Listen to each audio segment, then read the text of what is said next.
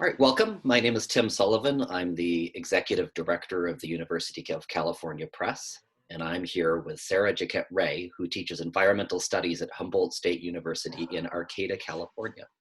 She's the author of The Ecological Other, Environmental Exclusion in American Culture, and also of a new book from UC Press, A Field Guide to Climate Anxiety, How to Keep Your Cool on a Warming Planet. Welcome, Sarah. Thank you. The new book, A Field Guide to Climate Anxiety, provides what Sarah calls an existential toolkit to help the climate generation grapple with feelings of powerlessness and despair that may arise when they confront the seemingly intractable situation of climate change. The book explains why and how we need to let go of eco-guilt, resist burnout, and cultivate resilience while advocating for climate justice. Sarah, can you tell us something about the motivating factors for writing your book and who the key audience is? Yes. So prior to my focus on kind of climate psychology and climate communication, my expertise was in interdisciplinary environmental studies and the environmental humanities. And I had a real focus on environmental justice, which is that first book that you mentioned and all my other work.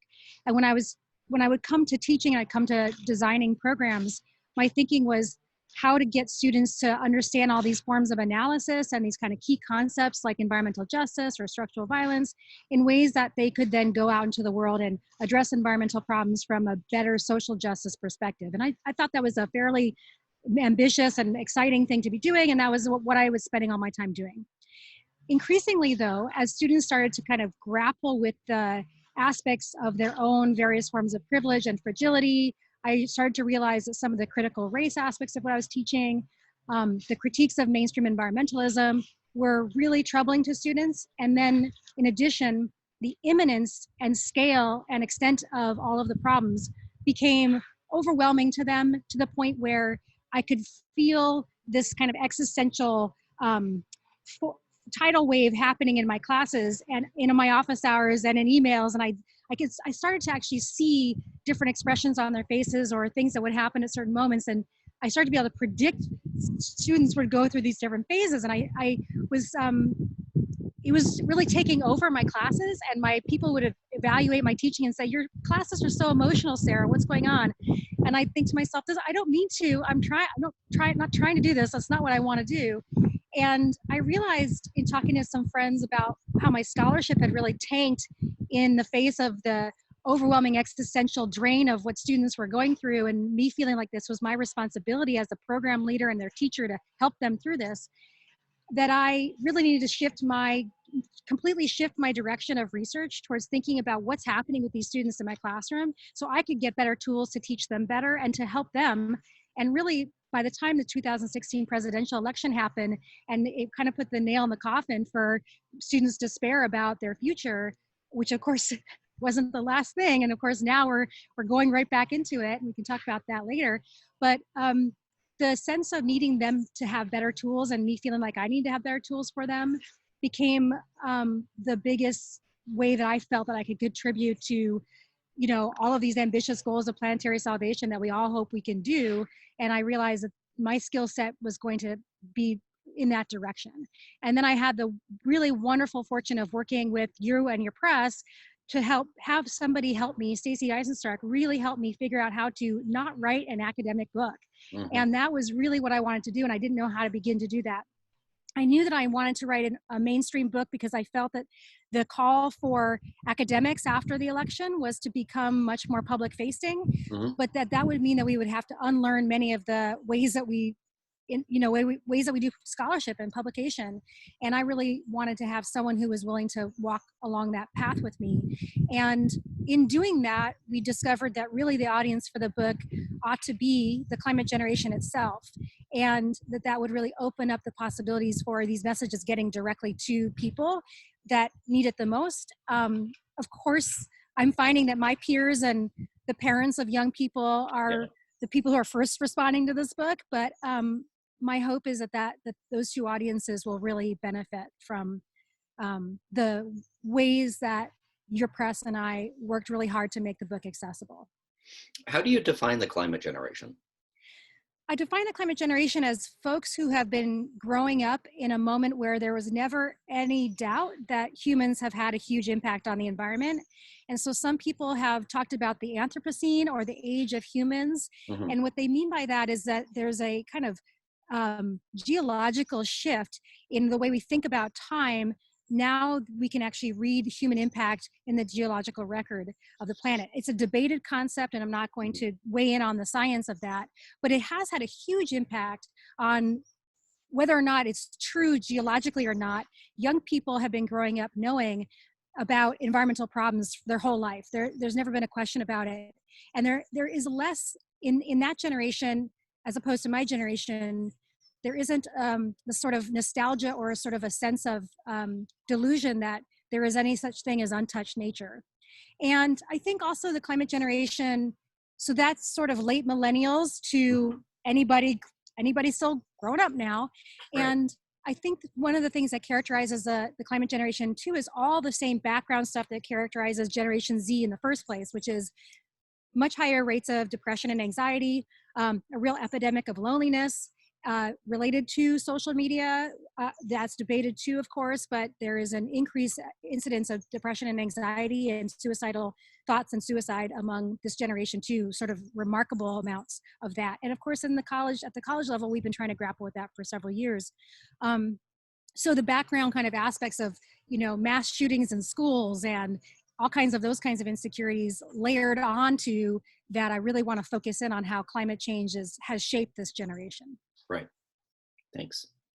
And then I wanted to talk a little bit about both signs and symptoms of climate anxiety and where they come from, and then some of the tools that you recommend for overcoming the kind of sense of existential dread that you've been talking about. Yeah, so I think climate anxiety has become increasingly a common term, or eco-anxiety, Hmm. through the Climate Psychology Alliance, and there's several other entities that have been publishing and thinking about the psychological aspects of climate change. And I'm particularly interested in the form it takes with what Glenn Albrecht, the Australian philosopher, calls global doom, or so sense of global dread.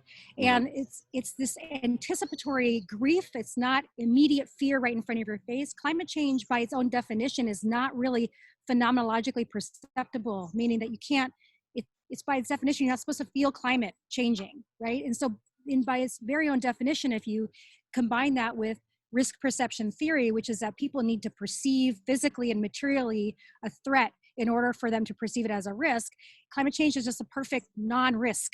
And so for people to start thinking about climate anxiety as this amorphous thing that's going to happen in the future is really what characterizes climate anxiety. And something that is really in your face, more like COVID, right? Hmm. Or a bear or a rattlesnake on the ground, those are different kinds of threats. And that would be more characterized in terms of fear. Hmm. And this sort of dread of an uncertain future doom Hmm. is really what characterizes climate anxiety. And I think that that's what characterizes it. And I think what are some of the strategies for dealing with it. Um, the strategy, not the worst thing that we can be doing, is to continue down the path that we've been down, at least for environmental educators and certainly mainstream media for some time now, of trying to continue to raise the alarm by using dread and fear as a rhetorical strategy to get people to care and get people urgently caring about this. Hmm. And this is sort of like your classic The Uninhabitable Earth by David Wallace Wells, this Sure. classic kind of trope of apocalyptic future. And that, for people who are already experiencing climate anxiety, only creates more nihilism and potentially apathy, and certainly a sense of powerlessness. The sort of immobilizing effect of dread is not useful for thriving, and it's certainly not useful for trying to do work to save the planet and everybody else in it. So some of the strategies, whatever strategies we're using, have to take into account that that particular strategy is not useful, and it actually has a real feedback loop of immobilizing people. The strategies that I would suggest, are sort of two big ones, although I outlined 7 in the book, but Yeah. two of the big ones that I really want to kind of pull out in this answer are, one, really, we have to simply make sure that we ourselves and also young people feel that we can do something in the face of such a big problem. And so that is what I call a sense of efficacy. And efficacy is probably the number one most important thing. And there's lots of ways to get there and lots of ways to reframe what we think of what it means to have power and agency, what we think of what it means to be able to do actions and to have impacts on the world. All of these things need to be really thought through, and we need to reject a lot of the messages that we're getting that we are powerless. Mm-hmm. And a second significant one is to therefore start to partake in those kinds of actions. And key to that is awareness of one's actions in a collectivity. And so I think the American myth of the individual, which I certainly was raised with and think and have to undo all the time for myself, suggests to us that we have no power, in part because by ourselves, of course, we can't do anything. And if by ourselves we had to do it all, we would absolutely burn out, right? We would never sleep because we think the work was never done. So the sense of doing these actions that we can do that are within our scope, within our realm, and being satisfied and resourced and fulfilled by that work, knowing that it's in a collectivity and that there's a community of people doing this work. Those two things together, a sense of efficacy and a sense of the collective working on this, are super important. And then other things, other actions we can take to make sure we feel those things kind of cascade from there. For example, making sure we're really deliberate about the kinds of stories we consume and the stories that we live in and live from, for example. So those are the two main ones, but the other ones kind of spill from there. Right. Great. Thank you. As you talk about this, you mentioned coronavirus a couple of times, and that's one of the last thing I want to ask you is how our anxiety over and sense of dread over coronavirus, how is it analogous to climate anxiety, and how can we apply the findings in your book to this specific moment within this larger movement, even while I think not ignoring the fact that the climate remains problematic, that climate change is real, that it's still out there after this current crisis passes. Yes, the connections between coronavirus and climate are really fascinating. And of course, there's sort of a direct material connection that climate change is going to be manifesting itself increasingly around things that we do phenomenologically perceive, like extreme weather events and increased pandemics and more infectious disease. So in some sense, you could say this is climate change, right? This is us feeling climate change. Wow, that's a great point. Yeah, coronavirus. I mean, make no mistake, this is climate change. And in my book, I actually I talk about how one of the ways that people need to think about climate change as not something anxiety producing that's on the looming horizon, but really immediate things that they can do something about. One way that we can make more people rally around climate change is to call it by its many manifestations that we can individually attack and deal with as a society. One of those things is public health. And so many of the people who are arguing for a more climate justice oriented view of climate change are saying, let's not talk about climate change per se, because climate change, of course, you can connect it to absolutely everything, and it becomes therefore seemingly too big to do anything about, and it kind of inevitable. But we can work on public health. We can think about the health consequences and start to work on mitigating and adapting to climate change around public health. And here we are in the middle of a moment that's calling us to do that. So that aside, there are some important differences, of course, right? And one of the important differences that we're seeing is that the mobilization of resources and public will around coronavirus is quite different than what we've not been able to see around climate change. And so there are lessons to be learned there. And I think the really big one that we need to be learning is that if people can rally around coronavirus, which really is climate change, then we can do this, right? And so the use of an immediate urgent situation like coronavirus to do worse things to the climate is the real problem. That's the real danger. That's the thing I think people need to be thinking about. But the funny thing that you should say, how can the book apply to coronavirus?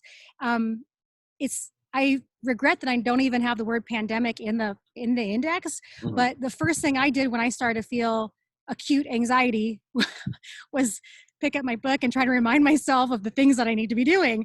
And I am doing those things every single day. And I never thought that I would have to really, I wrote the book in kind of an aspirational way, like maybe one day I'll practice these things. But in the meantime, anybody who really is feeling bad about this stuff, they can practice this stuff. But now I'm putting them into practice in a way that I had never expected to so quickly. This is putting the need to cultivate interior resilience for the long haul of climate work. It's putting this on fast forward. And frankly, young people like Greta Thunberg and the climate activist movement, the future being uncertain and chaotic and having requiring us to rethink all of our structures and really unsettle our assumptions and our dependencies. That movement, those youth who are caring about this have already been thinking about that for some time. And so in a sense, their ability to anticipate what this is all going to be about is quite heightened. And I think they will have a lot to teach the rest of us. That's great. Thank you. And thank you. It's such a positive, hopeful, motivating message. And I really hope that resonates with the audience that we know needs the book. So thank you for writing it. Really appreciate it. Well, thank you for helping me publish it. Yeah. I really appreciate all the press did to help me. It was amazing. You're welcome. A Field Guide to Climate Anxiety is now on sale through all retailers in both print and digital formats. Please consider purchasing online through bookshop.org or IndieBound to support indie booksellers. You can find information and links at the UC Press homepage for the book. Thanks again, Sarah. I really appreciate it. And take care. Really my pleasure. You too.